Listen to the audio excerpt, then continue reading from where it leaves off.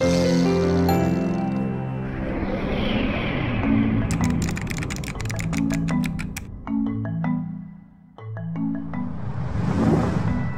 this book, there's historic narrative that I wasn't present for, I didn't witness. It's all based on interviews with people who were there, and also different kinds of, archival documentation and things like that.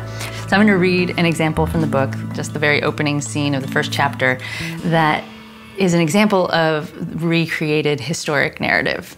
On January 29th, 1951, David Lax sat behind the wheel of his old Buick, watching the rain fall.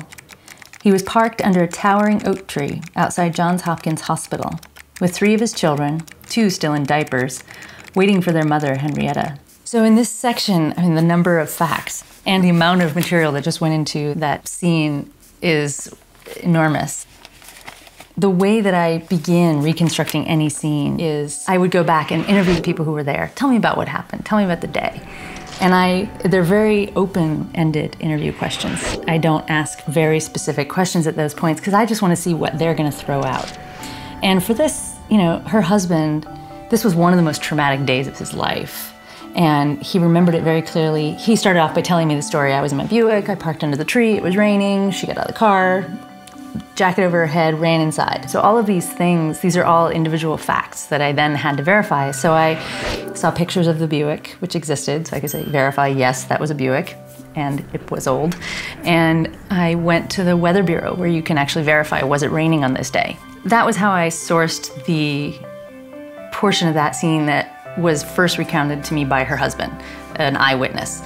A few minutes earlier, she jumped out of the car, pulled her jacket over her head, and scurried into the hospital, past the colored bathroom, the only one she was allowed to use. I really wanted to be able to say she's a black woman walking into a segregated hospital without saying, here she was, a black woman walking into a segregated hospital. So when he told me that she went past, that there were colored fountains, I was like, this is the way I can show people that it's a segregated hospital without telling them. She went straight to the waiting room of the gynecology clinic, a wide open space, empty, but for rows of long, straight-backed benches that looked like church pews. I got a knot on my womb, she told the receptionist. The doctor needs to have a look. For the portion of the scene that happens once she goes into the hospital, when David's outside, I use very different sources. So he knew that she ran in the door, and that's the end of what he could verify for me. Then I went to, initially I interviewed her doctor, who was still alive, and found out what's the process. When somebody came to Hopkins, it's 1951, what happened? And then I did the exact same interview with probably five or six different people who worked there at the time, different doctors, different nurses. And without telling them what I already knew, I just said, walk me through the process. What happens? I walk in the front door, it's 1951, I'm a black woman, what's next? And they said, oh, you walk up to the desk, you talk to the receptionist, you go over here, you sit over there. And then I went and verified their stories with archival photos. So I never took anyone's story as fact without verifying it with as many people as I could, and then also anywhere possible written documentation. And then the one thing that people have the most questions about is, how did I know that she walked up to the desk and said, I've got a knot on my womb? The dialogue throughout the book in places where I wasn't there to witness it was recreated by initially interviews, the same as everything else, and also written documentation whenever it was possible. And in this case, it said in her medical records, written by the receptionist, patient claims to have found lesion on cervix. And I can guarantee you Henrietta did not walk up to the desk and say, I have lesion on cervix. She didn't know what a cervix was, she wouldn't have known what a lesion was. That was the sort of medical interpretation of what she said, but it was a lead for me. So it gave me a hint.